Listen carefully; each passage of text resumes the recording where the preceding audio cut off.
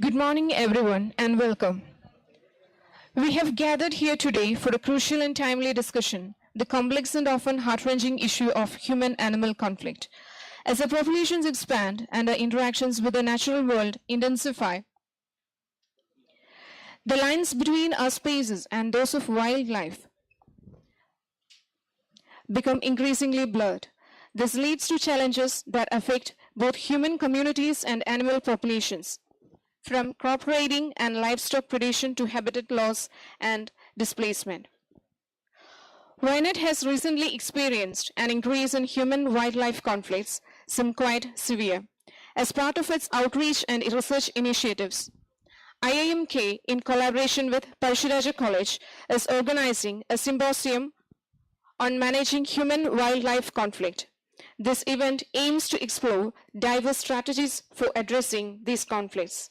Discussions will range from computational models forecasting elephant movements to traditional practices used by tribal communities in managing wildlife through complex social norms. I would like to invite Mr. Sanup Kumar PV, Assistant Professor in the Department of Travel and Tourism and Member to the Senate, University of Calicut, to welcome the gathering. Please, sir.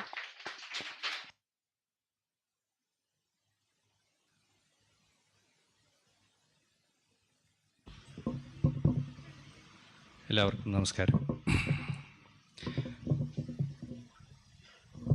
Good morning, esteemed delegates, and I warm welcome all of you to the symposium on managing human wildlife conflict organized by Pazhassiraja College in collaboration with Indian Institute of Management, Calicut. As we all know, we gathered here to address a pressing issue. Rather, I would say it's a burning issue that affects us all. I mean, irrespective of the religion, irrespective of the living standard, it affects all of us. The delicate balance between human development and wildlife conservation. We know the recent incidents happened not just in Wayanad, all over Kerala. We lost several lives due to this conflict, which underscored the need of a collaborative effort and innovative solutions, of course. So this symposium brings us together. It's actually having various diverse group of stakeholders, tribal community members, forest officials, political leaders, etc. So we have with us today this esteemed guests from various walks of life. Mainly, I just named the main people who gathered here just for all of us reference. So Dr. Joseph Mar Thomas, our beloved bishop, as well as manager of the college. I welcome our bishop to this event. Now, for joining to this symposium, we have a foreign personality coming all the way from USA, Dr. Robert Axtell, and his best staff also with us. So we welcome both of you to this gathering. So I welcome, of course, our principal, Professor Abdul Bari, to this program. So I welcome District Forest Officer, Mr. Ajit Raman, to this event. Thank you, sir. And of course, everyone knows Mr. Shamsad Marakar, Wayanad District President, is here with us. Welcome, sir. And Mr. T.S. Dilip Kumar, he is about to come, our local Panchayat President. So I welcome Mr. T.S. Dilip Kumar to this event. And Miss Bindu Pragash, she is about to come, and she is former our Panchayat President as well. Now she is holding a post of member district Panchayat. So I welcome Srimati Bindu. Then of course Dr. Vipin. He is a professor from Indian Institute of Management, Calicut. I warm welcome Dr. Vipin to this program. He's actually doing together, so no need for giving him a formal welcome. Still, we welcome Dr. Vipin. Then from the technical side, we have scientist at Hume Center for Ecology and Wildlife Biology, Dr. Suma. I welcome Dr. Suma for this program. Thank you, ma'am. And we have all of snows, we have tribal leaders, and they are notable farmers too. Bolan, Prasad A.M., E.A. Shankaran. So we welcome all of them to this symposium. And we have political leaders as well, like Mr. By representation of the farmers, we have Mr. Ajish with us. So I welcome Mr. Ajish to this symposium. And environmentalist Mr. Badusha is with us. So I welcome Mr. Badusha to this program. And from the tourism side, it's one of the main stakeholder, tourism department. So representing tourism department, our administrative manager, DTPC Wayanad, Mr. Praveen is here. I welcome Mr. Praveen to this gathering. Then, of course, our IQAC coordinator, Dr. Joshi Matthew is here. I welcome Dr. Joshi Matthew to this program. And we have fathers, Father George, Father Chako Chelambarambil. I welcome both of you. They are management representative of the college as well. I welcome both of them to this gathering. And the real pain takers for this program, actually it is doing by economics department. I welcome head of the department, economics department, Professor Amal Marcus, Dr. Marina Sadatil, other teachers, other students. I welcome all of you to this gathering. And last but not the least, I would like to introduce our moderator, Mr. Vanchishwaran. He's actually a renowned entrepreneur in the field of tourism, and he's holding a post of president of Wayanad Tourism Organization. He's also a distinguished scholar, and we are grateful for his expertise in guiding our discussion today. Welcome, sir. So unlike the traditional inaugural session, which is happening all over, so we decided to forego an inaugural session and dive straight to the discussion part. So we just invite our bishop just to inaugurate this. And after that, we'll straight away go to the discussion, the speech, that part. So once again, over the next 3-4 hours, we will engage thought-provoking discussion. We share knowledge and explore strategies for mitigating human-wildlife conflicts. So once again, thank you everyone. Thank you. So let us begin.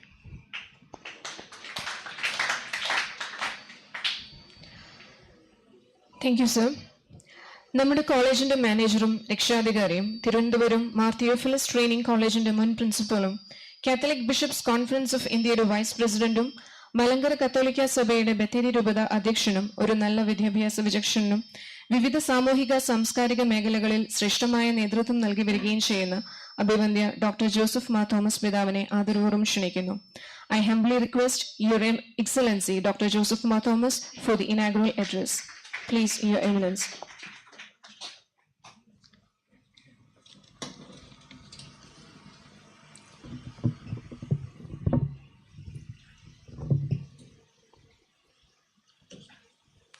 Esteemed dignitaries, distinguished guests from USA, Robert, Mrs. and Mr. Robert, current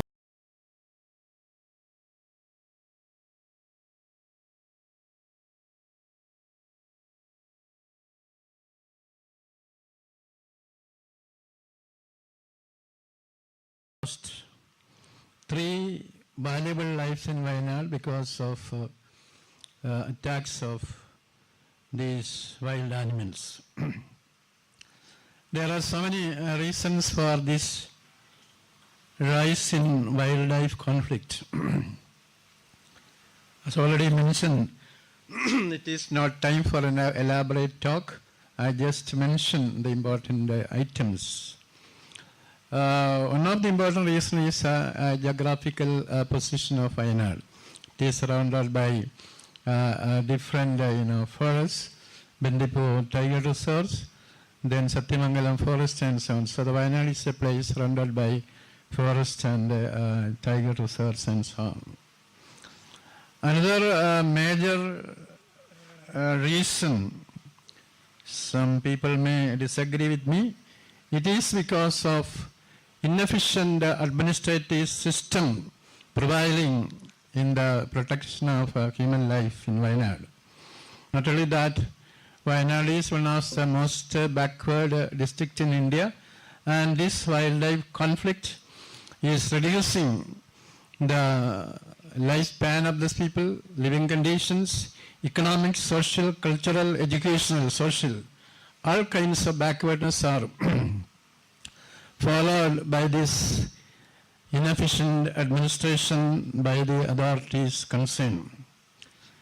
One major instance is economic reasons. Suppose you go to the central government and state government budgets, and not speaking politics, there is no reference to budgeting provision for reducing wildlife and human conflict in Kerala, or especially in Wayanad. No provision is seen in the budget. You go through the central government budget and state government budget. There is no reference for such a wild, vital, you can say, issue. Then another one is the anti-people attitude of the authorities.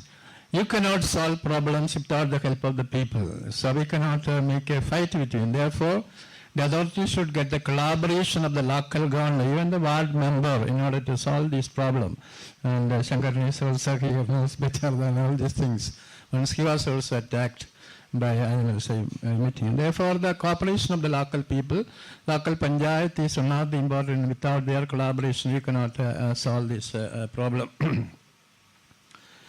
Then another one is lack of human resource and physical resources versus these people who are working for the forest and the development of the wild animal. We are not against them. We are considering as our friends, but they don't have enough human personnel to resist or give protection to the people. They don't have sufficient physical resources, also weapons and so on, or modern workers and so on, to resist this problem.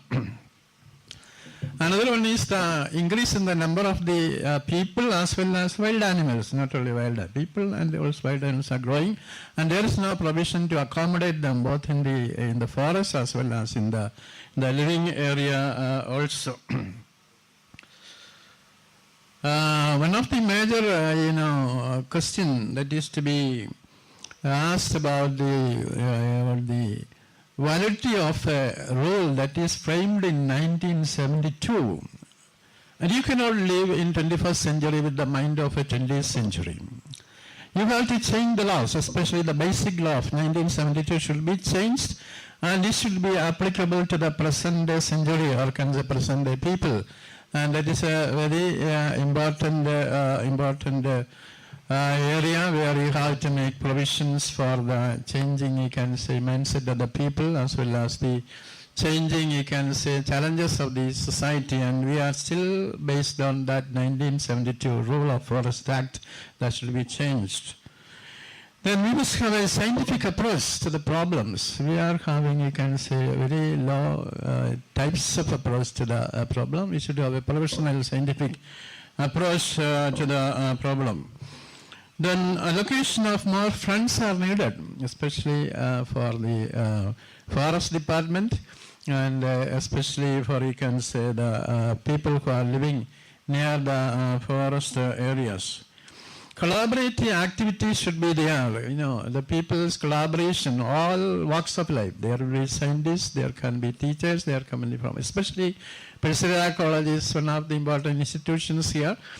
Institutional social response, ISR, is very important because we have got a good number of students. Well, dynamic students are here.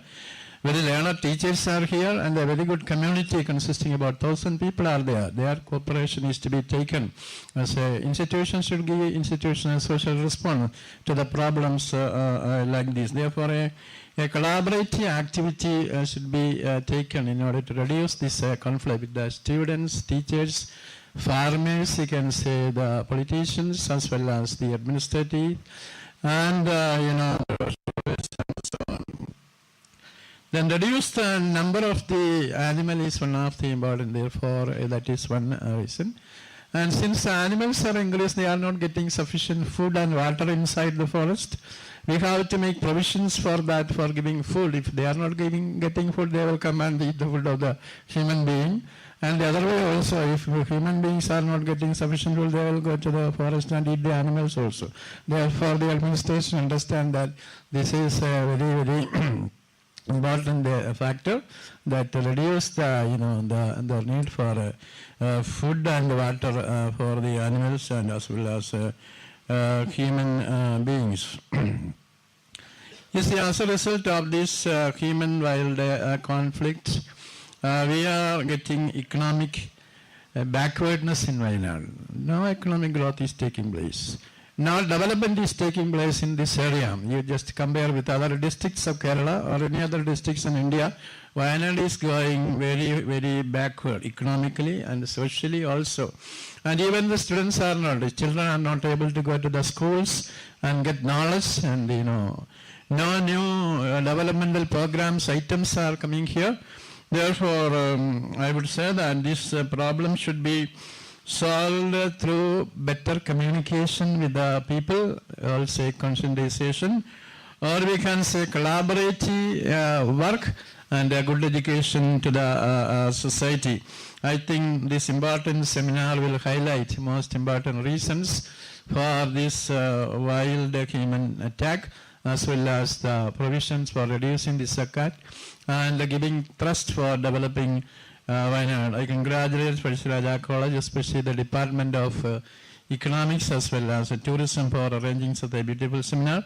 I welcome once more to all the participants as the manager of the institution, especially to eminent guests from America, Washington, Robert and his wife, and all the teachers from our own institutions, IMM, and Forest Department, as well as the Jilla Panchayat President and other dignitaries, as well as CC, the most important person who is giving this message to the society, the media persons. They are making influence in the society.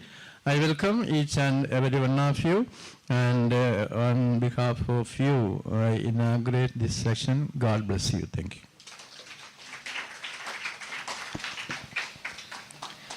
Thank you, Your Excellency. Now I invite Dr. Vipin P. Vedal, Assistant Professor from IIMK, to introduce the concept.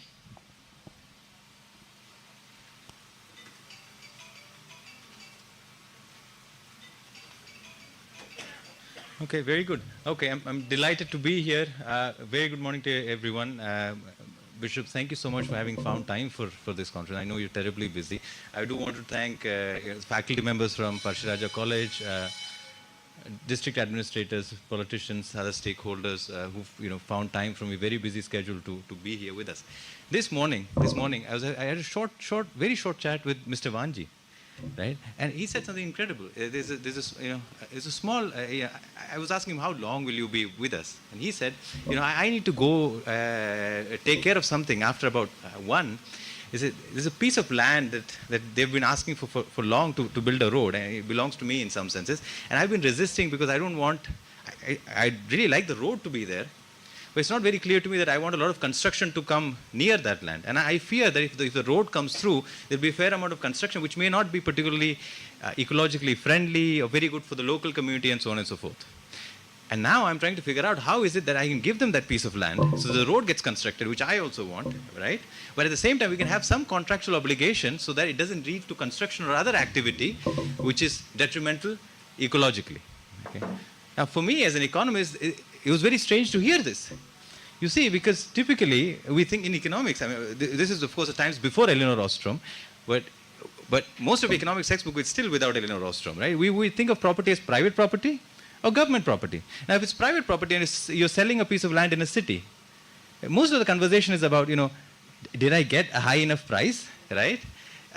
Or, is the contract clean so that, I sell it and there's no more legal kind of, I don't carry a legal liability after I sell that piece of land, right?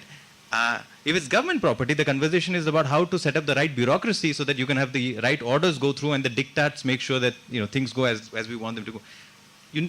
You don't hear this question about, I do want to give this piece of land, how do I sign contracts, right, which can be relied upon so that the road is built, but it has certain positive consequences, but I limit the negative consequences that this construction would have on Now this is of course peculiar about what are called commons. And this is of course what Elinor Ostrom got her Nobel Prize for, which is how are commons managed. These are properties, lands, areas, resources, which is neither owned privately, right, nor is it owned by the government. Right? And lot of what the bishop was pointing to, not most, but large share of Wayanad is actually commons. It's commons, right?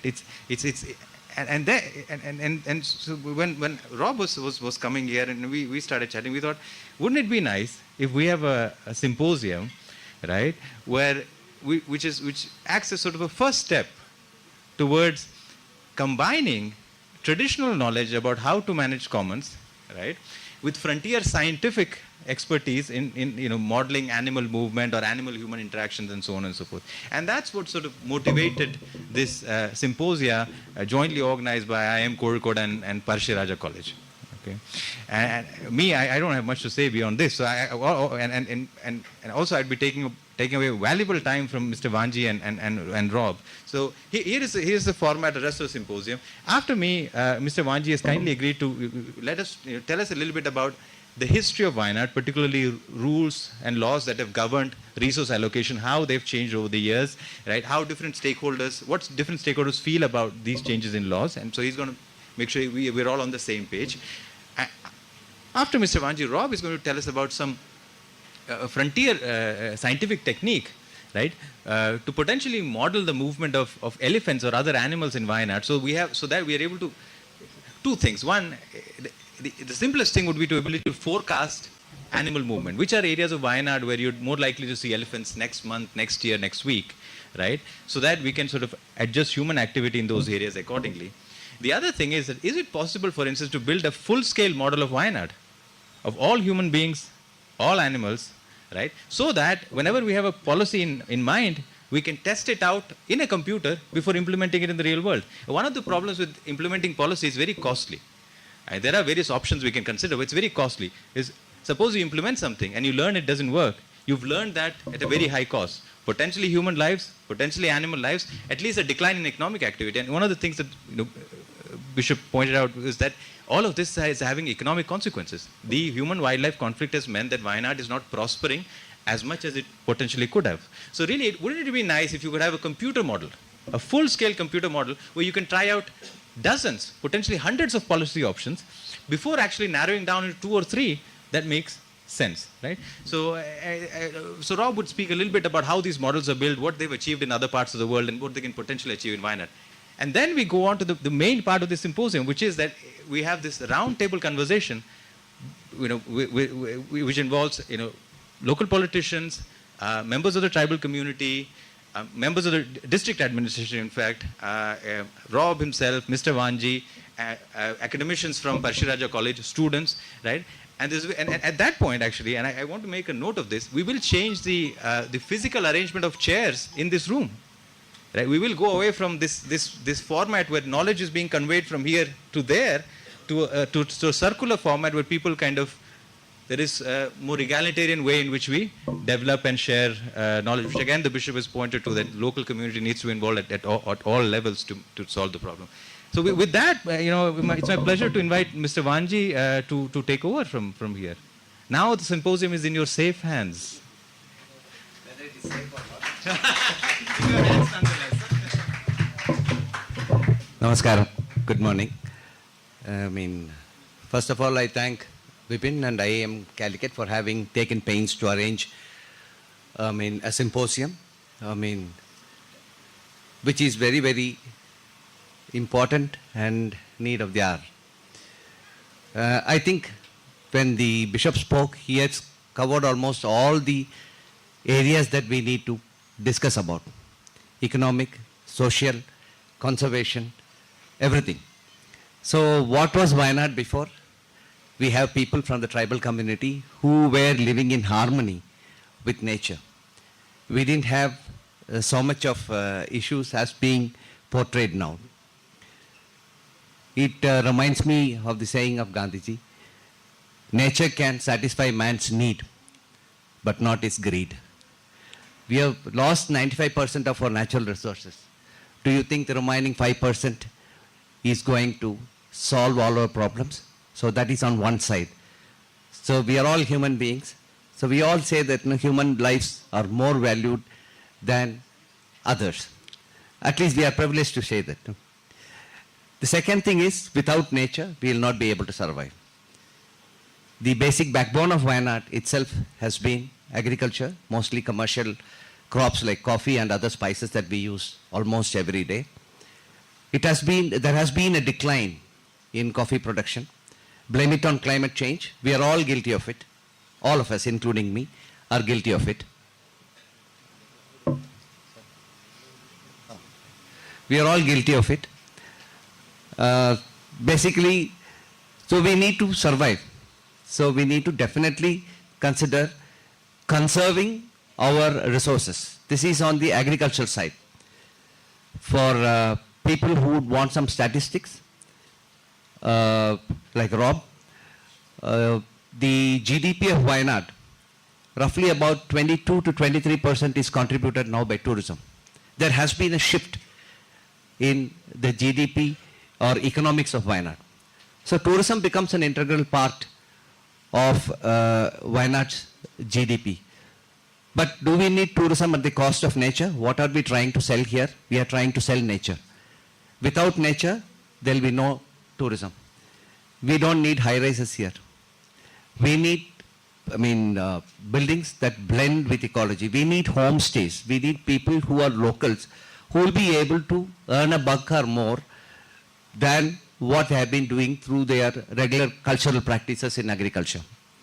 I can give you endless examples of places where I stayed, what we call as the so-called underdeveloped countries like Botswana, Kenya, Tanzania.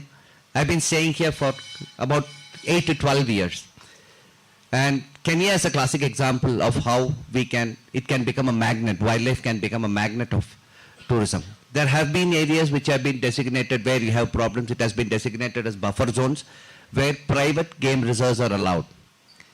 So that is one thing that we can think about. Now the problem, why the animals come into the settlements or the supposed to be farmlands, is basically food and water. There are many models which we can replicate, like having, borewells dug with a lot of NGOs. Suma would agree. Earth Brigade Foundation has done quite a lot of, in fact, even for Wayanad, I had suggested about 5 years back when Dr. Venu was the forest secretary. So we can have borewells which can keep the thirst of animals inside the forest. We can always have private reserves coming around in areas where there is so much of conflict. But will Kerala be able to afford it? We have such a small state which has been called God's own country, blessed bountifully by nature, yet we have problems. It is not only the highlands and forests, it is also the coastal areas that we are having problems. Like yesterday there was a big report on, ingression of sea. We have to live with it, so definitely we need to find a solution to this pressing problem as much as Wayanad is concerned. So it is not only the administrators, it is not only the forest officials, it is not only the politicians, it is not only the local people. It should be a joint effort where you have to sort of give and take to make sure that we live in the old harmony that our previous people who lived in Wayanad had existed without much of this problem. Quite a lot of efforts have to come from press by meaningful reporting. I still remember when I was a kid, we had a double barrel gun at home, which was purely for protection. I doubt whether my grandfather has ever used it. In fact, I had to take it to the police station once in 6 months to make sure that my license is renewed. It became so much of a nuisance that I handed over to the police station. I said, no, you can keep it here. We have never used it. But did we have a problem of a leopard coming in? Did we have problem of bears coming in? Yes. I have witnessed from our own glass window, my grandfather showing us when we were young, a bear or a tiger walking through inside the plantation area. We didn't have, luckily, WhatsApp those days. So nobody magnified it and made it so big. I don't say human lives don't value, definitely it values. So how we, position ourselves vis-a-vis wild animals, That is one of the very important things. As people who spoke before me, especially Dr. Vipin, and population is very, very important. The population of Wayanad was around 6 lakhs, 78, 79. It became 8 to 9 lakhs. I think now it stands at 12 to 13 lakhs. Only human beings are growing or animals are growing. The land is not growing. So we need to have a very, very clear balance of holding things, especially with regard to elephants, because elephants are very destructive feeders. That doesn't mean that elephants are bad. If you ask anybody in Kenya, he will be able to vouch for how dynamic elephants are. Elephants create woodlands, elephants also create grasslands. So to make the ecosystem vibrant, elephants need space. We cannot curtail them. But then we can always make man-made boundaries and try to keep them away. We can always give the corridors which we have encroached back to the animals. That is one way of looking at it. The second way is policy making. We have a lot of rules, regulations by the state and central governments which are there to be implemented. There is, to a great extent, a lot of limitation on people like Ajit. Definitely, I only empathize with you because they have issues like manpower, they have issues like finances, they have to get approvals, all these things. But if we can be a little more proactive and people can be taken into confidence, definitely we can solve quite a lot of problems. In fact, elephant conflict is one of the biggest conflicts in south of India. The highest visible area was Valparai. Thanks to many of the NGOs who have got SMS system through which anybody sees an elephant around, immediately the local community is notified. Such things can help. I am sure you have brought up new systems somewhere near Pulpally where elephants can be kept out. Encroachment by introduced invasive species like Senna, Lantana can definitely help us solve. So it is actually a multifarious issues that we are now facing, which has resulted in Wayanad being projected as one of the hotspots of man-animal conflict. അപ്പം നമ്മളെല്ലാവരും കൂടി ഒത്തുചേർന്ന് ഒരു ശ്രമം നടത്തിയാൽ മാത്രമേ ഇതിനൊരു പരിഹാരം ഉണ്ടാവുള്ളൂ. സോ ഉച്ചയ്ക്ക് ശേഷം ഈ സെഷനെ കഴിഞ്ഞിട്ടുള്ള discussion I think should be more keeping in view how we can solve it than who will solve it. നമ്മളെല്ലാവരും കൂടിയിട്ടാണ് സോൾവ് ചെയ്യേണ്ടത്. നമ്മളെല്ലാം ഇവിടുത്തെ നാട്ടുകാരാണ്. നമ്മൾ ചെയ്തില്ല എന്നുണ്ടെങ്കിൽ ഇതിന് പരിഹാരം ഉണ്ടാവില്ല. സോ ബ്ലെയിം ഗെയിം ഇല്ലാതെ നമ്മൾ പ്രൊഡക്റ്റീവായിട്ട് we have politicians, Shamshad is here. അപ്പോൾ അങ്ങനത്തെ ആൾക്കാരിലൊക്കെ പോളിസി മേക്കിങ്ങിലേക്ക് കുറേയൊക്കെ നമ്മളിവിടെ ഉരുത്തിരിഞ്ഞ് വരുന്ന ആശയങ്ങൾ നമുക്ക് മേലോട്ട് പറയാൻ പറ്റും. ആൻഡ് നമ്മളെല്ലാവരുടെ സൈഡിൽ നിന്നും ലെറ്റ് us ബി എംപത്തറ്റിക്. അനിമൽസിന് നമ്മളും തമ്മിലുള്ള വ്യത്യാസം, മറ്റുള്ള ആളുടെ ബുദ്ധിമുട്ട് നമ്മൾ മനസ്സിലാക്കാവുന്നതാണ്. അപ്പോൾ അതും വെച്ചുകൊണ്ട് നമുക്ക് എങ്ങനെ ഒരു 2 or 3 ഒരു കൊല്ലത്തിൻ്റെ ഉള്ളോ definitely will not be able to solve the problem, but we can reduce. I think when I spoke with Ajit, he was telling that the incidence of conflict has come down because of rain. അപ്പോൾ ഈ മേലുള്ള ആളും കൂടി വിചാരിക്കണം ഇതിൻ്റെ കാര്യത്തിൽ. So let us all try to make something productive, constructive, and help reframe the rules if it is needed.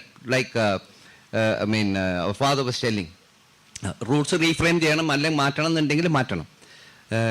Keeping in mind that we should be able to get a balance between nature and human beings.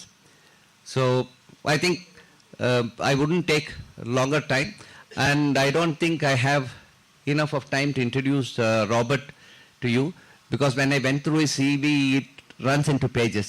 So Robert, I would leave that job of introducing yourself to you itself. Thank you very much. Vipin? Please, sir.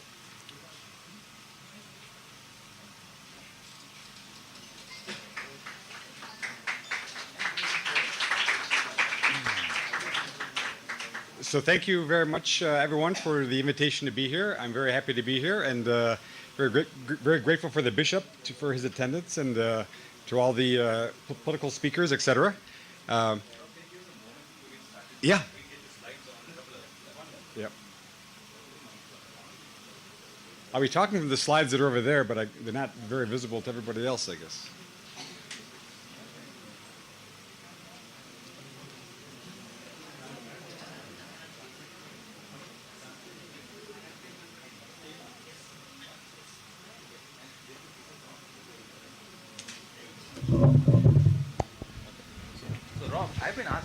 translate your talk to Malayalam Okay. as you go. So I'll go slowly then. Yeah, and let me see how faithful I can be Okay. to what you're That's saying. fine. Given my language limitations, let me limitations in both languages.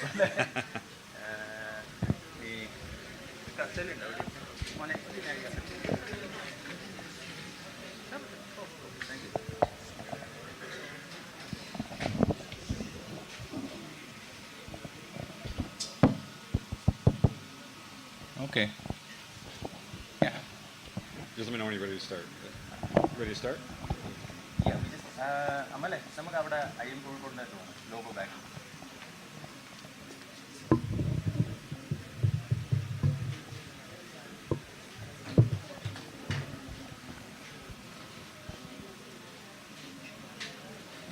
And how does he move slides അങ്ങനെ move ചെയ്യണ്ടേ?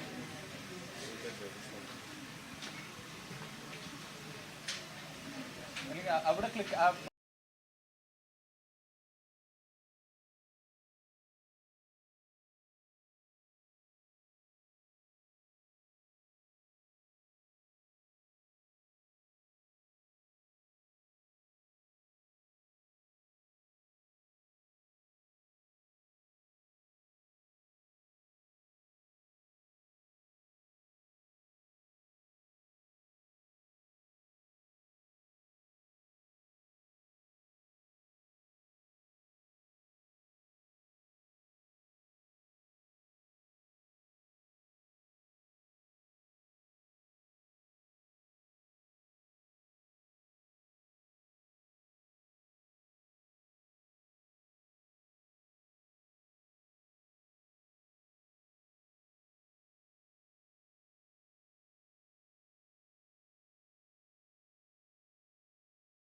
Once again, thank you all very much for the invitation to speak today. എല്ലാവർക്കും എന്നെ ഇവിടെ ക്ഷണിച്ചതിന് നന്ദി. It is my great pleasure to be here and for my wife to be here as well, so thank you very much. ഞാൻ ഇവിടെ വന്നതിന് വളരെ ഹാപ്പിയാണ്. I am not an expert on animal-human conflict, but I am an expert on how to model human interactions. ഞാൻ animal human കോൺഫ്ലിക്റ്റിൽ ഒരു expert അല്ല, പക്ഷേ human beings തമ്മിലുള്ള ഇൻട്രാക്ഷൻ മോഡൽ ചെയ്യുന്നതിൽ ഞാൻ എക്സ്പെർട്ടാണ്. So what I will describe today is a new framework for how we can better understand the interactions between humans and animals. ഞാൻ ഇന്നൊരു പുതിയ രീതിനെ പറ്റിയാണ് സംസാരിക്കാൻ പോകുന്നത്. ഹ്യൂമൻ ബീയിങ്സിന് തമ്മിലുള്ള ഹ്യൂമൻ ബീയിങ്സും ആനിമലും തമ്മിലുള്ള ഇൻട്രാക്ഷൻസ് മോഡൽ ചെയ്യാൻ വേണ്ടിയിട്ട്. So next slide, please. Okay, for the last approximately 10 years, a new kind of computational approach has been developed for the interaction for ecological human interactions. കഴിഞ്ഞ 10 കൊല്ലത്തിൽ ഒരു പുതിയ തരത്തിലുള്ള മോഡലിംഗ് ടെക്നീക്ക് വന്നിട്ടുണ്ട്. Computer ഉപയോഗിച്ചിട്ടുള്ള computational modelling technique human ബീയിങ്സും ecological സിസ്റ്റംസും തമ്മിലുള്ള ഇൻട്രാക്ഷൻസ് മോഡൽ ചെയ്യാൻ വേണ്ടിയിട്ട്. So this is on my first slide a map of a model of how jaguars inhabit a space in a country in Latin America. ഈ first സ്ലൈഡിലുള്ള ഒരു മാപ്പാണ് south അമേരിക്കയിലെ ഒരു രാജ്യത്തിൽ ജാഗ്വാർസിൻ്റെ മൂവ്മെൻറ്റും ജാഗ്വാർസിൻ്റെ താമസ സ്ഥലത്തിന് മനസ്സിലാക്കാൻ വേണ്ടിയിട്ട് ഉണ്ടാക്കിയൊരു മോഡൽ അതിൻ്റെ മാപ്പാണ്. What it shows is a digital map on the one hand with different kinds of terrain, and then the red dots refer to jaguar monitoring stations. ഇതൊരു ഡിജിറ്റൽ മാപ്പാണ്. അതിൽ ടെറൈനാണ് കളർ റിഫ്ലക്റ്റ് ചെയ്യുന്നത്. ചുവപ്പ് പുള്ളികൾ ജാഗ്വാറിൻ്റെ മൂവ്മെൻറ്റ് മോണിറ്റർ ചെയ്യാൻ ഉണ്ടാക്കിയ stations ആണ്. So when we build a model of this type, we attempt to model every jaguar in the landscape. ഈ model build ചെയ്ത് തരും. ഈ ഫുൾ ലാൻഡ്സ്കേപ്പിലെ ഓരോ ജാഗ്വാറിനെയും മോഡൽ ചെയ്യാനാണ് ഇതിൻ്റെ ഗോൾ ഉണ്ടായത്. And because we're modeling every individual jaguar, this modeling technique is known as individual-based modeling.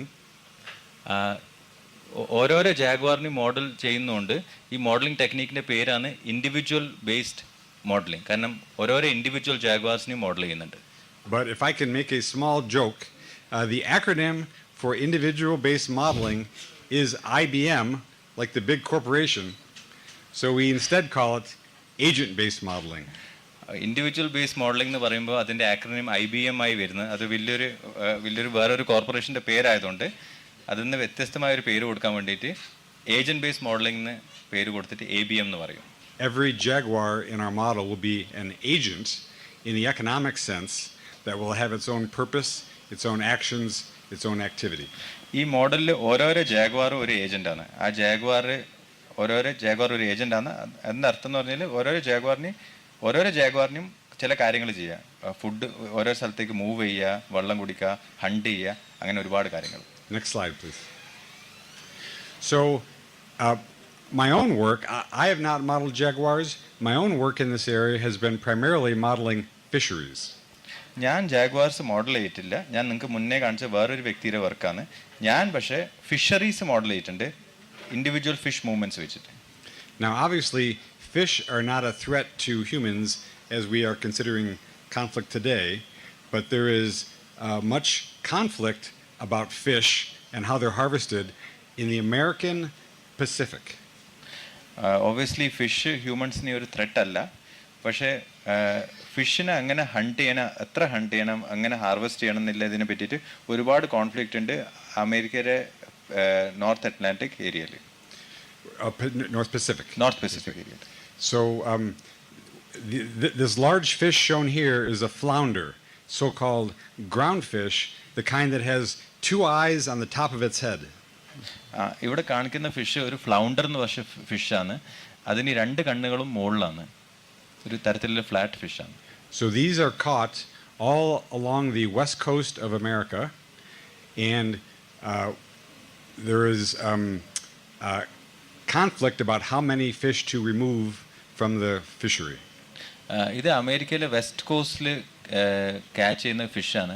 അപ്പോൾ ഒരു വലിയൊരു പൊളിറ്റിക്കൽ സോഷ്യൽ കോൺഫ്ലിക്റ്റ് തന്നെ ഉണ്ട് അമേരിക്കയിൽ. എത്ര ഫിഷിനെ ഹണ്ട് ചെയ്യാൻ അനുവദിക്കണമെന്നില്ല. So we put together a team to better understand the fishery by having academic people to do modeling, stakeholders who were the fishermen, and regulators who controlled the fishery. അപ്പോൾ അമേരിക്കയിൽ അവരൊരു team ഉണ്ടാക്കി. ആ ടീമിൽ 3 ഗ്രൂപ്പ്സിൻ്റെ ആൾക്കാരില്ലേ. Model ചെയ്യാൻ വേണ്ടിയിട്ട് Robert ആക്സലിനെ പോലത്തെ academics, പിന്നെ ഫിഷിംഗ് കമ്മ്യൂണിറ്റീസ് ഫിഷിംഗ് ചെയ്യുന്ന ആൾക്കാർ, ആൻഡ് മൂന്നാമത്തെ ഗവൺമെൻറ് റെഗുലേറ്റേഴ്സ്. ഇവർ 3 ഗ്രൂപ്പ്സ് ഒന്നിച്ച് വർക്ക് ചെയ്തിട്ട് ഒരു മോഡൽ ബിൽഡ് ചെയ്യാൻ വേണ്ടിയിട്ട് ഫോർ ഒപ്റ്റിമൽ ഫിഷിംഗ്.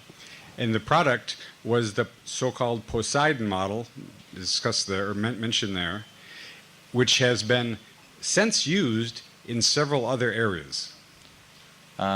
ഈ 3 ഗ്രൂപ്പ്സും കൂടെ ഇരുന്നിട്ട് ഉണ്ടാക്കിയ മോഡലിൻ്റെ പേരാണ് പൊസൈഡൻ മോഡൽ. ആ പൊസൈഡൻ മോഡൽ അമേരിക്കയുടെ ആ കോസ്റ്റിൽ മാത്രമല്ല, അമേരിക്കയിലും വേറെ ലോകത്തെ വേറെ ഭാഗങ്ങളിലും ഉപയോഗപ്പെട്ടിട്ടുണ്ട് അതിനുശേഷം. So since we've used the model successfully in America, we're now using the model in Indonesia as well as in the entire Pacific for tuna. അപ്പോൾ ഈ പൊസൈഡൻ മോഡൽ അമേരിക്കയിൽ സക്സസ്ഫുള്ളായി യൂസ് ചെയ്തതിന് ശേഷം ഇപ്പം ഇന്തോനേഷ്യയിൽ അത് യൂസ് ചെയ്യുന്നുണ്ട്. അത് മാത്രമല്ല മൊത്തം പെസിഫിക് ഏരിയയിൽ വേറൊരു ഫിഷ് ടൂണയുടെ കൈൻഡ് ഓഫ് ഹണ്ടിങ്ങും ഹാർവെസ്റ്റിങ്ങും മാനേജ് ചെയ്യാൻ വേണ്ടി യൂസ് ചെയ്യുന്നുണ്ട്. So mostly in this early work we modeled the fishermen, fisherwomen, but then in more recent work we started to model the fish themselves, including whale populations. ഈ work തുടങ്ങിയ സമയത്ത് പ്രധാനമായും modelling ഉണ്ടായത് ഫിഷർമെനും വുമണും അവരെ ബോട്ട്സിൻ്റെ മൂവ്മെൻറ്റും അതല്ലായിരുന്നു.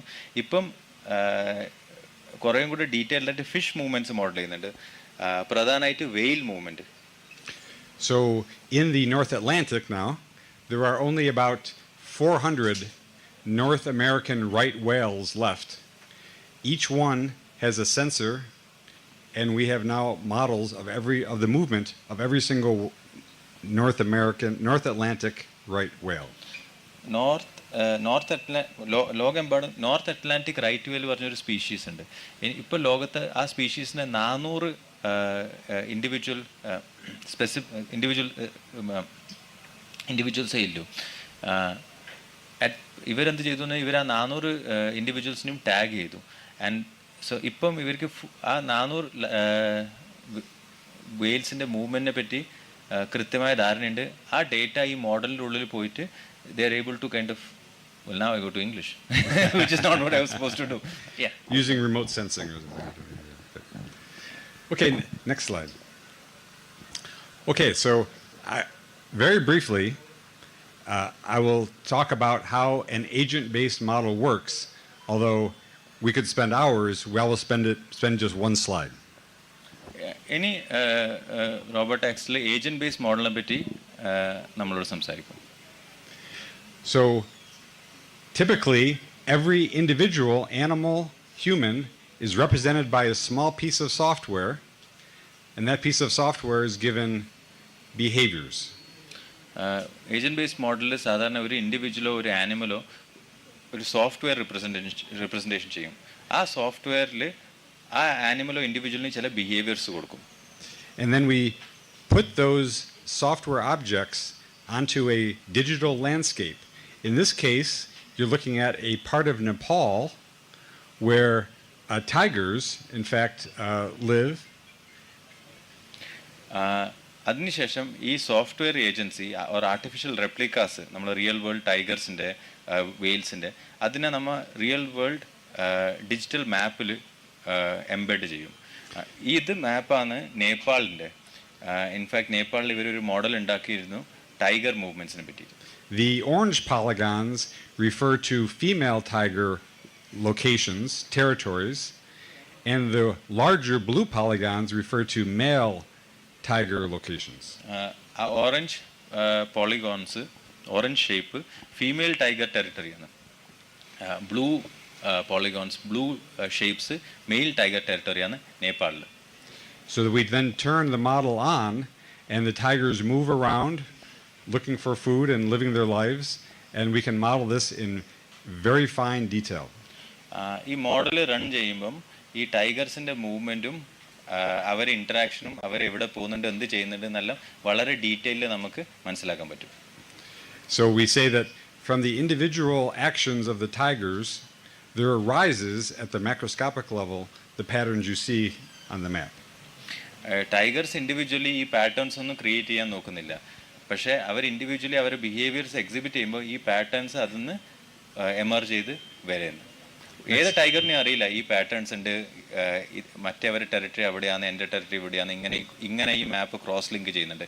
ഇതെല്ലാം അവരുടെ ബിഹേവിയറിന് എമർജ് ചെയ്ത് വരുന്നതാണ്. ഓരോരോ ടൈഗർ വെറും സിമ്പിൾ ബിഹേവിയേഴ്സേ ഫോളോ ചെയ്യുന്നില്ല. ഫുഡ്, മെയ്റ്റിംഗ്, ഹണ്ടിങ്, റെസ്റ്റിംഗ് അങ്ങനത്തെ കാര്യങ്ങൾ. Next slide, please. As Professor Vipin mentioned in his remarks, oftentimes to try a new policy can be a slow and expensive process economically. It may take weeks or months or years. ഒരു എൻവയറമെൻ്റലി എന്തെങ്കിലും issue ഉള്ളൊരു സ്ഥലത്ത് ഒരു പുതിയ policy try ചെയ്യണമെങ്കിൽ ഒന്നുകിൽ അത് വളരെ കോസ്റ്റ്ലി ആണ് ടിപ്പിക്കലി, അല്ലെങ്കിൽ ഒരുപാട് സമയമെടുക്കും ആ പോളിസി ട്രൈ ചെയ്യാൻ. ഫോർ ഇൻസ്റ്റൻസ് ഇപ്പം നമുക്ക് വയനാട്ടിൽ ചില സ്ഥലത്ത് യൂക്കലിപ്റ്റസ് മരം മാറ്റിയിട്ട് ബാംബു ഫോറസ്റ്റ് പ്ലാന്റ് ചെയ്യണം. ആ ഒരു പോളിസി നമുക്ക് ട്രൈ ചെയ്യണമെങ്കിൽ ഒരുപാട് പെർമിഷൻസ് വേണം. അത് ചെയ്യുമ്പോൾ ചില തെറ്റുകൾ പറ്റും.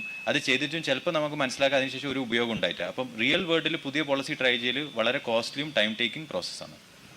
So one thing we can do once the agent-based model is built is try alternative policies, and we can get results in minutes or hours instead of days or weeks.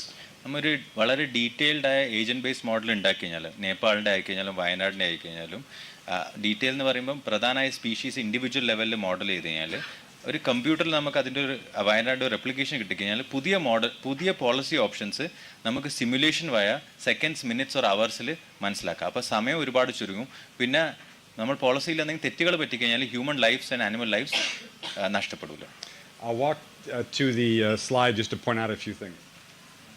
ഞാൻ സ്ലൈഡിലേക്ക് പോയിട്ട് ചില കാര്യങ്ങൾ പോയിന്റ് ഔട്ട് ചെയ്യും. So this is a map of the Poseidon model, where this is the green is land and the blue is water. Blue is water. Do you want the mic maybe? Yeah.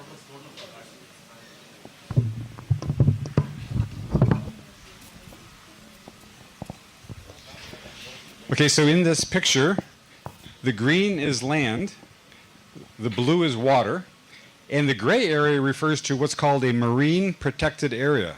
And that's an area where the boats cannot go to fish. And in the US, this gets enforced by every boat has GPS on it. ഇത് നമ്മൾ മുന്നേ സംസാരിച്ച Poseidon മോഡലാണ് ഫിഷിങ്ങിന് വേണ്ടിയിട്ട് ഇവരുണ്ടാക്കിയ model. ഈ മാപ്പിൽ കാണുന്ന പച്ച സ്ഥലം ലാൻഡാണ്, നീല സ്ഥലം സീ ആണ്, ഗ്രേ സ്ഥലം ഫിഷിങ് ചെയ്യാൻ അലൗഡ് അല്ലാത്ത റീജിയനാണ്. ഇത് എൻഫോഴ്സ് ചെയ്യാൻ വേണ്ടി എന്താ ചെയ്യുന്നത് പറഞ്ഞാൽ എല്ലാ ബോട്ടിലും ഒരു GPS സിസ്റ്റം ഉണ്ട്. അപ്പോൾ അവർ ആ ഗ്രേ സ്ഥലത്ത് പോയിക്കഴിഞ്ഞാൽ ഓട്ടോമാറ്റിക്കലി അതോറിറ്റീസ് അലേർട്ട് ആവും, ഇവർ പോകാൻ പാടില്ലാത്ത സ്ഥലത്തിൽ പോയിട്ടുണ്ട്. അപ്പോൾ ഗ്രേ സ്ഥലം is the area that fishing ചെയ്യാൻ അലൗഡ് അല്ലാത്ത സ്ഥലമാണ്. So in perhaps 1 hour, we can check whether a rectangular marine protected area, a square one, or a larger one can produce better results. And this showing how many fish are caught in red versus and how much is caught by the small boats, and we can see the effect. അപ്പോൾ നമ്മുടെ അടുത്ത് 3 policy options ഉണ്ടെന്ന് വിചാരിച്ചു. ഒരു rectangular space ഉണ്ടാക്കുക സിയിൽ, ഒരു square shape ഉണ്ടാക്കുക ഡിയിൽ, അല്ലെങ്കിൽ കുറച്ചും കൂടെ ഒരു ലാർജ് റെക്ടാങ്കിൾ സ്പേസ് ഉണ്ടാക്കുക ബിയിൽ. അപ്പോൾ ഈ 3 പോളിസി ഓപ്ഷൻസ് ട്രൈ ചെയ്യണം. ഇത് ഗവൺമെൻറ് പോളിസിയാണ്. ഗവൺമെൻറ്റിന് പറയാം ഈ ഭാഗത്ത് ഫിഷിംഗ് ചെയ്തുകൂടാന്ന്. അപ്പോൾ ഇതിന് ഏത് പോളിസിയാണ് ബെറ്റർ എന്ന് മനസ്സിലാക്കാൻ വേണ്ടിയിട്ട് ഈ കമ്പ്യൂട്ടർ മോഡലിൽ ഈ 3 പോളിസീസും ഇംപ്ലിമെൻറ്റ് ചെയ്യുക. റിയൽ വേൾഡിൽ ഇംപ്ലിമെൻറ്റ് ചെയ്യാൻ ഒരുപാട് സമയമെടുക്കും. പക്ഷേ കമ്പ്യൂട്ടർ മോഡലാകുമ്പോൾ വിതിൻ സെക്കൻഡ്സ് മിനിറ്റ്സിൽ നമുക്കിത് ഇംപ്ലിമെൻറ്റ് ചെയ്തിട്ട് അതിൻ്റെ റിസൾട്ട്സ് കിട്ടും. എന്തെല്ലാം റിസൾട്ട്സ്? ഒന്നാമത് ഫിഷ് പോപ്പുലേഷന് എത്ര എഫക്റ്റ് ആവും, ഫിഷ് എത്ര ക്യാച്ച് ചെയ്യാൻ പറ്റും, അപ്പോൾ ഈ ഹ്യൂമൻ ബീങ്സിൻ്റെ ഈ ക്യാച്ച് ചെയ്യുന്ന ഫിഷർമെൻ കമ്മ്യൂണിറ്റിയുടെ ഇൻകംസ് എത്ര ചേഞ്ച് ആവും, ഇതെല്ലാം വളരെ റാപ്പിഡ്ലി മനസ്സിലാക്കാൻ പറ്റും. It took more than 1 year to make this model, but once the model was working well, it's much more effective to do policy this way than in the field. ഈ model ഉണ്ടാക്കാൻ ഏകദേശം 1 കൊല്ലം എടുത്തു. പക്ഷേ ഈ model ഉണ്ടാക്കിയതിന് ശേഷം policies implement ഏത് policies നല്ലത് ഏത് പോളിസീസ് മോശം മനസ്സിലാക്കാൻ വേണ്ടിയിട്ട് ഇത് വളരെ ഒരു എഫക്റ്റീവായ ഒരു ടൂളായി. ഗ്രൗണ്ടിൽ ഇംപ്ലിമെൻറ്റ് ചെയ്യുന്നതിന് മുന്നേ ഒന്ന് ടെസ്റ്റ് ചെയ്യാൻ വേണ്ടിയിട്ട് ഇത് വളരെ എഫക്റ്റീവായ ഒരു ടൂളായി. Next slide, please. So there are a few agent-based models for elephants. They're not ones that I myself have created. However, the people who made the Poseidon model with me have made these models. റോബിൻ്റെ ഒപ്പം ആ Poseidon model, ആ ഫിഷിൻ്റെ model ഉണ്ടാക്കിയ ചില ആൾക്കാർ എലിഫൻസിൻ്റെ മോഡലും ഉണ്ടാക്കിയിട്ടുണ്ട്. അതിൻ്റെ ഒരു പേപ്പറാണ് ഇവിടെ ഡിസ്പ്ലേ ചെയ്യുന്നത്. ഈ ആൾക്കാർ റോബിൻ്റെ ഒപ്പം പൊസൈഡൻ മോഡൽ ഉണ്ടാക്കി. റോബ് എലിഫൻസിൻ്റെ മോഡൽ ഉണ്ടാക്കിയിട്ട് പക്ഷേ റോബിൻ്റെ കൊളാബറേറ്റേഴ്സ് ഉണ്ടാക്കിയിട്ടുണ്ട്. And I won't go through the details of this table, but essentially what the table demonstrates is that the best way to put in all the details we care about in a model, like the actual policies or the seasonality effects, these kinds of things are best done with this agent-based modeling approach as opposed to older modeling approaches. അപ്പോൾ ഈ മോഡലിൽ ഒരുപാട് details ഉണ്ട്. എലിഫൻസിനെ പറ്റി, elephant മൂവ്മെൻറ്റ്സിനെ പറ്റി, ആ ലൊക്കേഷനെ പറ്റി, പിന്നെ സ്പെസിഫിക്സ് വളരെ ഇമ്പോർട്ടൻ്റ് ആണ്. കാരണം അവിടുത്തെ സീസണൽ ചേഞ്ചസ്, റെയിൻഫോളും എല്ലാ കാര്യങ്ങളും എലിഫൻറ്റ് മൂവ്മെൻറ്റും ഹ്യൂമൻ മൂവ്മെൻറ്റും ബാധിക്കും. And I show there just that there have been several different types of models, work some on where elephants were invading crop spaces, some where elephants were being poached. So there's several papers of this type in the scientific literature, but today only a handful, and my sense is all the best work is yet to be done, and this community could do that work. അപ്പോൾ ഇവർ ഒരുപാട് തരത്തിലുള്ള elephant models ഉണ്ടാക്കിയിട്ടുണ്ടായിരുന്നു. അതിൻ്റെ എല്ലാ മോഡൽസും വേറെ വേറെ മോട്ടിവേഷനാണ്. ചില രാജ്യത്തും ചില ആൾക്കാർക്കും താല്പര്യം ഉണ്ടായിരുന്നു എലിഫൻസിനെ ക്രോപ്പ് റേഡ് ചെയ്യലും അങ്ങനെ നിർത്താൻ പറ്റും. എലിഫൻസ് ക്രോപ്പ് ഡിസ്ട്രക്ഷൻസ് ചില രാജ്യങ്ങളിൽ അവർ ഇഷ്യൂ വേറെ ആയിരുന്നു. എലിഫൻറ്റ് പോപ്പുലേഷൻ ഷ്രിങ്ക് ചെയ്യുമ്പോൾ പോച്ചേഴ്സിനെ അങ്ങനെ സ്റ്റോപ്പ് ചെയ്യാൻ പറ്റും, പോച്ചിങ് അങ്ങനെ സ്റ്റോപ്പ് ചെയ്യാൻ പറ്റും. അപ്പോൾ വേറെ വേറെ മോട്ടിവേഷൻ കൊണ്ടാണ് വേറെ വേറെ മോഡൽസ് ഉണ്ടാക്കിയത്. So next slide, please. There are also a few ABMs for tigers.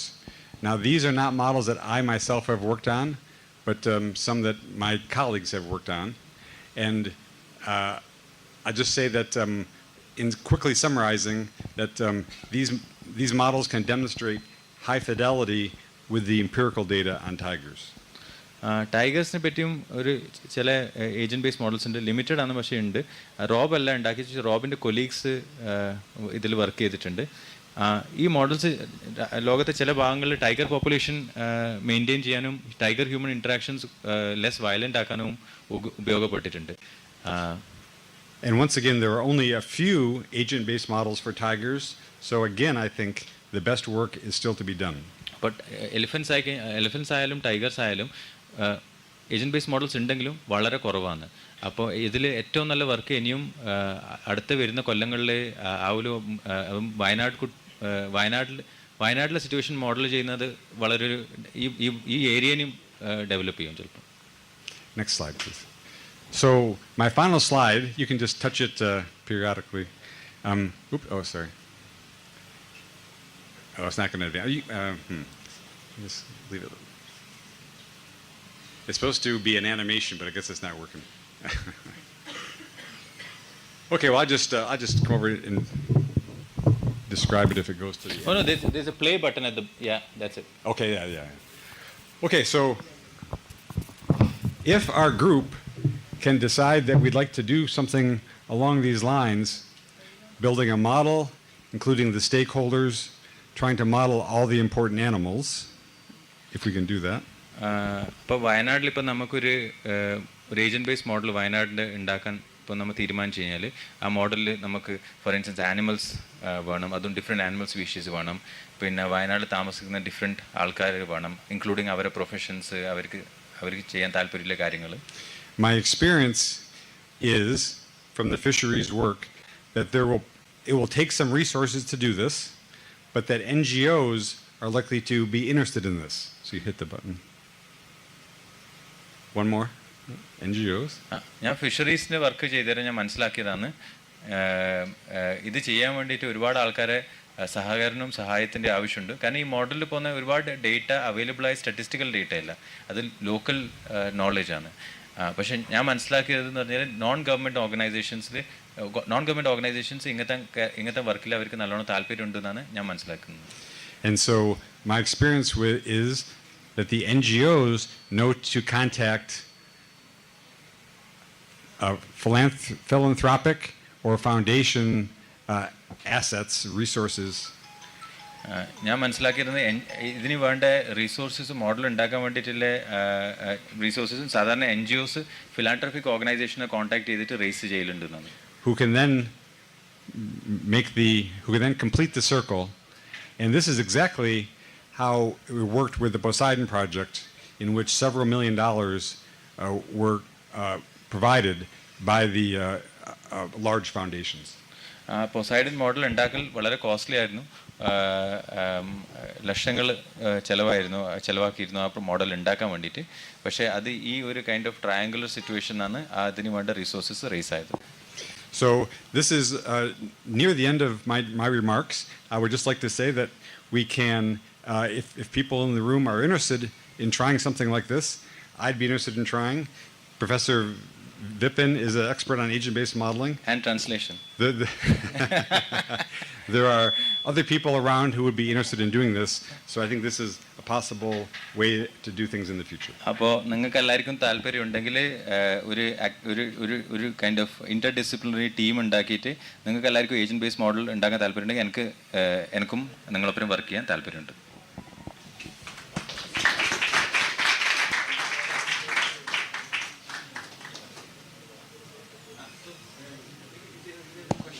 So maybe we can take ചില ചോദ്യങ്ങൾ ക്വസ്റ്റ്യൻസ് ഒന്നോ രണ്ടോ ചോദ്യങ്ങൾ ഉണ്ടെങ്കിൽ നമുക്ക് എടുക്കാം. പോണം ഒരു question sir.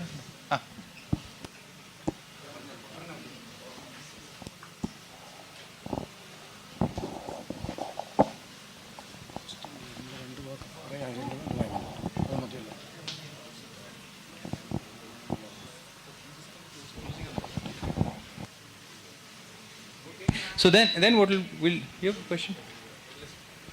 No, it's fine. So then I think we'll just close this Rob's talk. Rob, thank you very much. Right? And you have a question? Fantastic. It was very interesting presentation. Thank you for that. First, I was wondering, you were in the beginning you said agent-based modeling, and then you said the individual animal and also the human behavior.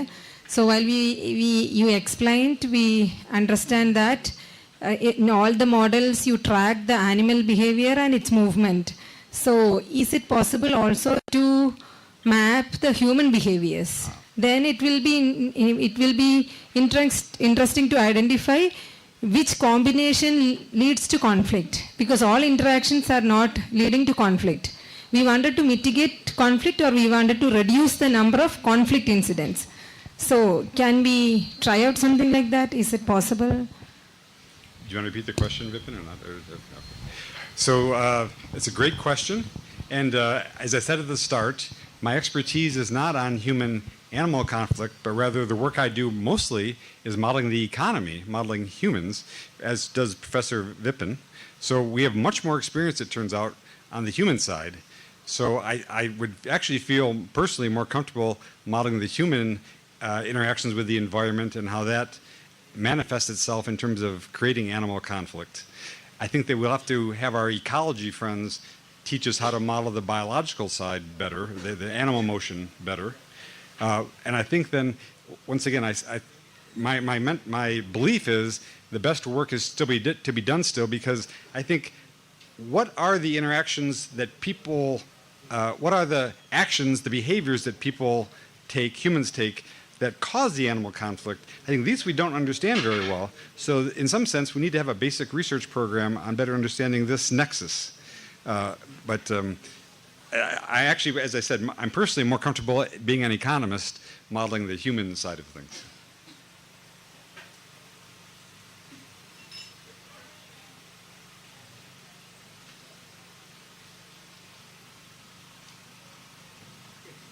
Very good. Thank you so much, Rob. I next invite Dr. Suma to speak to us, tell us a little bit about human-wildlife conflict conservation and what she thought of Rob's talk and what we've done so far. If you could speak for a few minutes.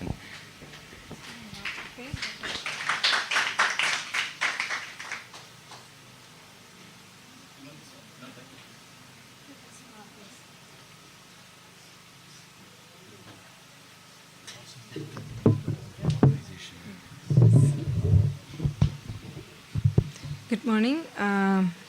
Thank you for this invitation first. And I'm representing,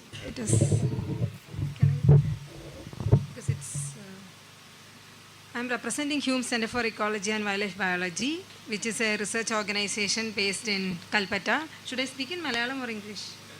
Yeah. So we are actually doing, our work is mostly based on climate change. And within that, the human-animal interactions is also a part, because Wayanad is becoming a hotspot of negative interactions between humans and animals. And we are facing problems also. It is a socio-political, economic issue of Wayanad. So we are also working on that. So I was very much looking into Robert's presentation, because we know the problem is a real issue. Shamsad is sitting in front of us, and I know every day he is getting calls from people, and he is in the forefront to manage these things. And Ajit is also there. They are all the warriors in front to manage these things. And we people who do science, we have the time to analyze, think, and then say our opinions. And we also have the privilege to say, oh, I'm not going to speak today and I can speak tomorrow or day after. But these people does not have that option. They have to act upon. So it is a very crucial issue for Wayanad. And there are so many reasons. Many of the reasons are historical, and we can dig into that and find the answers, and we can say this is the reasons and that is the reason, like that. But the very important thing is we have to find some solutions. Their technology plays a big role, and from where the technology come in, that is the question. If we want to use to develop a model, we should have some inputs to run the model. So for that, two things are very much important. One is the animal behavior, the habitat, and what is happening in the animal world. And the second is the human world and what is happening in the human world. So what all are the parameters we have to consider? We know in this landscape, as Vanjishwaran told in the beginning, this landscape was known for biodiversity. We are in the Nilgiri Biosphere Reserve. It is known for biodiversity. So we cannot say this is something, a curse. It is a blessing. That is why people migrated from different parts of the world to stay here, to cultivate, and to, because of the fertile soil, the biodiversity, and our wealth is also an outcome of this biodiversity. So from the time, from the historical times, people were interacting with animals. There were social mechanisms to set apart animals from the farmlands and from the human habitations. Traditionally, that practices were there, and that practices were, for me, each practice is backed up with a philosophy. So that philosophy was backed up with the knowledge of people around, on the environment around, and for example, the animal behavior. They know which individual elephant will be problematic, which individual tiger will be problematic. So they observe a pattern. So if they observe a tiger is coming out of the forest consequently for 3-4 times in a month and catching and so lifting cattle means it is time to take a decision. So there was community mechanism to remove cattle lifting tigers. But it is, this mechanism was also backed up with the consciousness that they will not kill a pregnant animal, they will not kill a mating pairs, they will not get into the deeper forests and kill animals. They used to kill animals when they came out. And there was a ritualistic norms to remove that particular problematic animal from the ecosystem. And even the burial of the animal has been performed very ritualistically. And with the elephants, it was not killing, but there was mechanism to keep the elephants away from the farmlands. Sometimes it is, I don't want to romanticize the tribal, the indigenous culture and all. They were also harming the animals. They were also giving little pain to the animals to send them away from farmlands. But they were not killing them all in a, they were not asking for culling and killing. But now the system has changed. We have the laws. We are living in the modern age. And everyone is not having this knowledge about the environment around. I don't know. I don't have the knowledge about individual elephants, how it behaves. How does an matriarch behave? How does an individual elephant calf separated from an elephant group will behave? So this knowledge is lacking in the modern era because we are living so away from the farm, from the forest and the animal world. So who is managing it? The management is happening under the law by the forest department, and the scientific knowledge is backing up their decisions. That was somewhat okay, but at the same time now we have to see the habitats are changing in a fast pace, and animal behaviors are changing in a fast pace because of the climate change, and also naturally they are evolving. They are living in a human dominated landscape where food is outside forest. For example, in all the living beings, nutrition is the primary question. They wanted to continue the life. To continue the life, they will be attracted to the nutritious food. Once nutritious food is there outside, naturally animals will be attracted to that. They will get behavioral adaptations to reach out to those food items. So definitely they will come and eat your rice. Definitely they will come and eat your bananas. That is the nature's law. So do we changing our strategies of management, including these new scientific understandings? That is the question. So where I will say we are so slow in our process, and our system is not equipped to do that. Our system is not scientifically learn enough to interpreting we are failing to interpreting the problem. For example, I'll say currently I'm working on a paper on elephant personalities. So in that we are considering the trauma of individual elephants going through and how the trauma of these individual elephants will make a problematic elephant in the fringes. So can we have some then again the human behaviors are also changing. So for me, I'm not going to elaborate. For me, the key point is knowing. To manage, you should know. In terms of science, knowing is generating data. So are we generating enough data, identifying enough indicators of what a conflict situation is? Then definitely it should be from human side, what all human activities are triggering the behavioral change of animals, and what all animal behaviors are triggering, are leading to aggressive behaviors.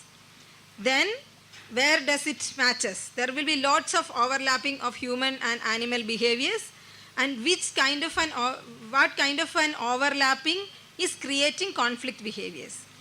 We should have technology, we should have modeling, we should have more monitoring mechanisms, but at the same time, we also should have work on people's level to enhance their knowledge, to know with whom we are living.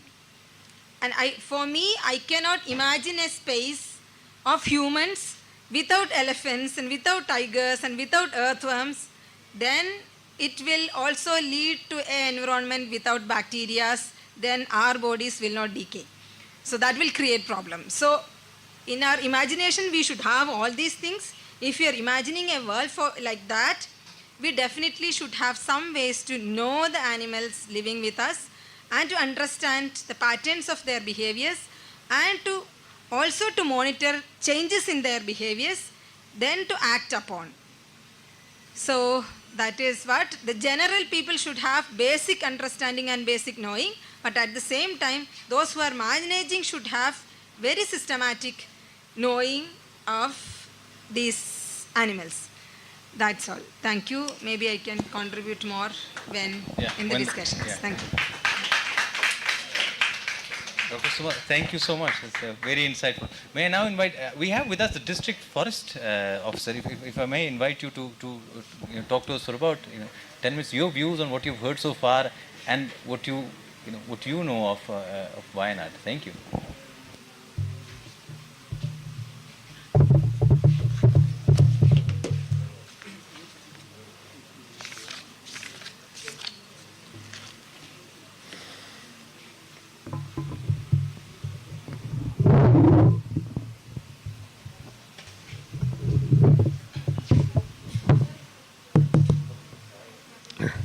Yeah, good morning. Am I audible? Yeah. Say good morning. Yeah. So, at the onset, I would like to thank the organizers for having invited me over here to speak on this burning topic known as human-wildlife conflict. So, it is the most often heard, headline in newspapers, everywhere you find, it is only about human-wildlife conflict. So I'll just try to explain the genesis of how all this came into being in this small place known as Wayanad. Wayanad is indeed a small place when you compare to other districts of Kerala. It is not as big as Kasaragod, nor Kannur, nor Kozhokode. It is one of the smallest districts area-wise in Kerala.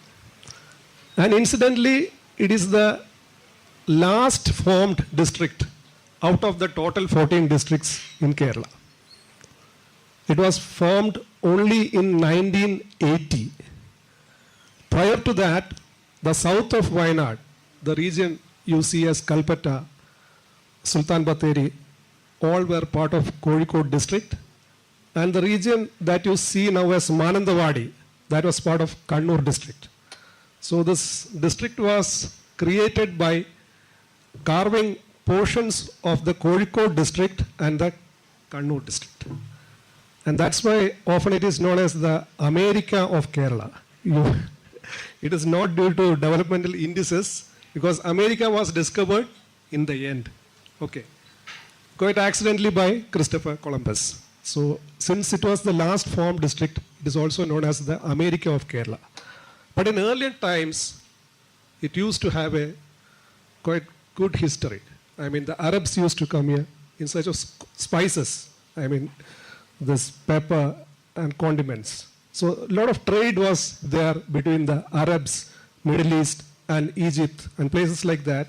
The seafarers used to come over to this place. Vasco da Gama, in fact, landed in Kapad Beach. You might have heard. The Portuguese seafarer. In return for spices. And Wayanad then was geographically rich in spices. Okay. So over the years, a lot of developments have taken place in this area known as Wayanad. It was earlier part of the Mysore presidency. Okay. It was under, before India got independence, it was under Tipu Sultan's rule, and a lot of trade was there between the British Empire, the then British Empire, and this Mysore presidency. And after independence, Wayanad has indeed gone a sea change, I would say, in terms of land development. There has been a sea change.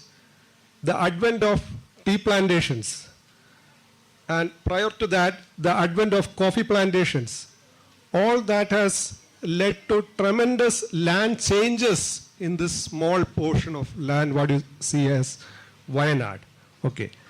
And it is not that the issue of human-wildlife conflict is something which is new. I would actually state that it became a headline post 2010, because I came into service in the year 2003 in the Kerala Forest and Wildlife Department. And then the most important aspects of forest management were eradication of ganja cultivation, eradication of poaching, eviction of encroachment, and management of plantations. But post 2010, something happened. I would call 2011 as the watershed year, because in 2011, you must have heard of the Madhav Gadgil Committee, the expert committee on Western Ghats. It had nothing to do with forest. It was only about how to manage your areas which were lying outside the forest. And then came the more diluted version, what is known as the Kasturi Rangan Committee. And we had a government appointed committee known as the Women v Women Committee. Okay. So all these were dealing with how you manage the land parcels outside the forest, or what should be the development paradigm vis-a-vis the land parcels outside forest. And then there was huge rumor mongering that Wayanad is soon going to become a tiger reserve. Okay. Huge rumor mongering. And there were heavy protests. The carcass of the cow, which was killed by the tiger, they were taken to the streets, a lot of protests, and it became a socio-political issue, although it was just a rumor. And add to that, we had this eco-sensitive zones outside the periphery of national parks and wildlife sanctuaries. So it was as per the Government of India direction that we had to notify eco-sensitive zones around each and every national parks and wildlife sanctuaries. So all these came all of a sudden, I must say, together. So the people were confused. And the socio-political situation was like that. The forest department was pitted against the farmers. It was farmer versus forest department. Forest department versus the development lobby. Forest development department versus the rest of the departments. Forest department versus public. So one hand you had the forest department, and on the other hand you had the farmer community or the public. So after 2011, I would say in every election, right from 2011, you had the election in 2016, you had the next election in 2021, the next election is going to happen in 2026. This has become a major election plank. It is not about unemployment. All other issues, they are,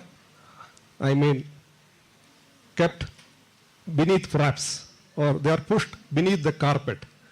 This has become a major issue vis-a-vis social and political in Wayanad.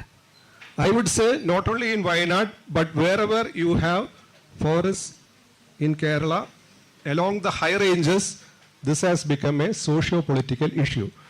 Now in almost every ward, or what you call the local council, the winner is decided as to who raises his decibel more in favor of mitigating human-wildlife conflict.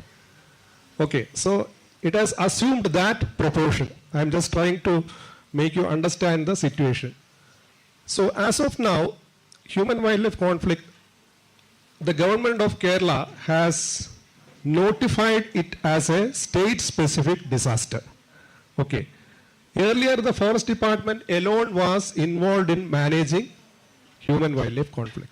Now it is not the case. The act has come. The rules are yet to come. So each and every line department, they have their respective roles in mitigating human-wildlife conflict. I'll just dwell on that. For example, if there is a tiger issue, we all know that tigers do stray out during certain times of the year. We have the breeding season, we have the internecine fights that takes place owing to territory, and the tigers which are incapacitated to live in the wild, they will come out. The tigers which are old, which have their canines worn out, or which are injured in the wild, owing to breeding fights or what you call territorial fights, they will come out. And how do you manage such an issue? Because Wayanad per se is a land parcel which is contiguous to Bandipur Tiger Reserve in Karnataka. You have the Nagarhole Tiger Reserve again in Karnataka, Mudumalai Tiger Reserve in Tamil Nadu. So it is abutting the Deccan Plateau. It is on the verge of the Deccan Plateau. And Deccan Plateau, as you all know, is a place where the congregation of wild animals happens. You have the Kabani. So you have a vast diversity of wild animals in the area. And the forests of Wayanad district, it is into 3 divisions. You have the Wayanad Wildlife Sanctuary, which is abutting the Deccan Plateau, which is proximal to Mudumalai Tiger Reserve, Bandipur Tiger Reserve, and Nagarhole Tiger Reserve. Whereas the other 2 divisions, North Wayanad and South Wayanad, they abut the Western Ghats. Okay. So that's why you find the vegetation types different in the 3 divisions. So how do you manage conflict per se? Or what constitutes a conflict? I would say mere sighting of a tiger or an elephant or a snake is not a conflict. When does it become a conflict? It becomes a conflict when it becomes or when it poses a threat to human life or property. Okay. So we have to demarcate that line. When does a tiger form a problematic animal? When does it enter into conflict? We all, as I said earlier, December, Jan, February is the breeding season of tigers. The tigers do come out due to internecine fights that occur during the breeding season. So how do we manage that? We have to manage that in a senseful manner. And that is where the role of various line departments come into play. For example, if there is a tiger issue, if a tiger has captured a livestock, it is not about carrying the carcass to the road and blockading the road and causing hartal or dharna. It is about how do you manage the issue. For that, the role of district administration is very important. We all know that In such situation, CRPC 144 has to be imposed, or what you call as curfew. An assembly of more than 4 persons should not be entertained. That should be enforced by the district administration or the district collector. That is paramount. Otherwise, the forest machinery cannot spring into action. They have this veterinary doctor and experts who deal with such situations. You need to tranquilize the tiger, you need to deploy trap cages, and after it enters the trap cage, you need to shift the tiger to a safe location. And for that, law and order has to be maintained. And that has to be ensured by the district administration. So that has to come as a rule when the state-specific disaster rules are being framed. That's one point I would like to make. And the police department too has an equal role to play. They have to control mobs. Because what you see nowadays is that whenever an elephant enters into a human habitation, I would like to cite one example where you had this elephant that had strayed into human habitation in Manandavadi. There was an elephant known as Tannir Komban. It had come all the way from Karnataka. Poor chap, it did not know where the boundary between Karnataka and Kerala was. So it came all the way from Karnataka, and it landed up in a place known as Manandavadi. And what you had was a congregation of people akin to an India-Pakistan cricket match. So how do you manage such a situation? Do you manage the human or do you manage the elephant? So for that to happen, you need a space wherein the forest department people can work. And for that, the role of police in ensuring law and order is very much important. Okay. And the role of LSGD, or what you call as the local self-governance departments, that's also very important. They have to give adequate mic announcements so as to ensure the safety of the public. They should give proper announcements in advance that the forest department is going to undertake such and such operation, and the people should take care of their well-being. And nowadays you see a lot of tribal folk being victims of human-wildlife conflict. Because when you take the case of death cases that have occurred recently, the basic reason is intoxication.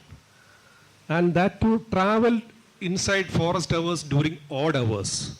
So some sort of awareness should be given to the tribal brethren so as to avoid these type of accidents. And that has to come from the tribal department. The tribal department are the nodal department in this regard. Then we have the tourism department. Tourism department, I would like to request, one thing is that Wayanad is such a serenic place. It has a lot of good forests, good mountains, rivers, everything. It is blessed with what you call nature's beauty. So why do you give permission for resorts? Resorts, again, I have a grouch with the Wayanad Tourism Organization, because commercial establishments that are not going to alleviate human-wildlife conflict. Once you have more commercial establishments, it is only going to aggravate human-wildlife conflict. Not every commercial establishment per se, but some commercial establishments, in order to lure the wild animals into their vicinity, they use these salt licks. Okay. So that should be strictly avoided. Homestays, I would like to advocate. In Wayanad, we need homestays because that is an alternative to development, because farming has really gone down. So you need an alternative model, alternative development model, and homestays are very much needed. Not the big, what you call, the Taj things and what you call, the resorts. And I mean, that's my personal opinion. Okay. You may have a different take on it. And what you call, the various stakeholders which are involved in human-wildlife conflict. Nowadays it is about farmer versus forest department. lot of apolitical organizations have come into the foray. I would like to, I don't want to name them, but they are trying to create a rift between the forest department and the general public. So, lot of rumor mongering, lot of what you call unnecessary statistics. That is, this area can hold only this much number of elephants. This area can hold only this much number of tigers. It is all based on hearsay. There is no scientific evidence per se on that. Because as I earlier mentioned, this area is a continuous land parcel. So you cannot isolate this area alone and say that this area need to contain this much elephants, this much tigers, this much leopards. It is nonsense. It is utter foolishness. So you need some sort of scientific methods, and that is where I would like to advocate this sort of modeling. We can do it on a pilot basis in any of the hotspots. That's my suggestion as part of this workshop. I mean, we have this human-wildlife conflict hotspots, wherein the intrusion of what you call the animals or wild animals into human spaces are more when compared to other areas. Okay, we can try it out in a very vulnerable hotspot, and let's see how it goes. And then maybe we can think of expanding it to other areas. That's my humble suggestion as part of this workshop. So it is, what do you call, I am very much delighted to be part of this workshop. Actually, being March, that's why I requested the organizers at the outset that I mean, I'm slightly busy and I need to go be in the fag end of the financial year. Anyway, I will, and another thing is the, I mean, last but not the least, the media, okay, the press, okay, and the press, they should desist from what you call hyper sensitization of conflict. That's very much important because we are living in this digital age. I mean, we get news in a jiffy, okay. We have the WhatsApp, we have the Insta, everything is there, Facebook, everything is there. So the news should not be convoluted. It should be true. So suppose, I mean, in a recent case, there was incident of a tiger which had strayed into human habitation. It was a photo from years back, and they had created such a ruckus by showing that photo, and the fear-mongering it creates, it is too huge. So the news, it has to come as a true version of what the incident is, and that is very important. And we have a role to play in this because right from the local politician is very important. We have the Janajagrata Samadhis in every panchayat, and the local politician, they are very much part of this Janajagrata Samadhis. We have 19 Janajagrata Samadhis in Wayanad alone. And they are the places where the deliberation and discussion about what all methods should be adopted to mitigate wildlife conflict take place. And we have the short-term measures like maintenance of solar fences, maintenance of trenches, and things like that. And we have the long-term measures like maintenance of marshlands or swampy lands, maintenance of what you call elephant corridors. Everything is there.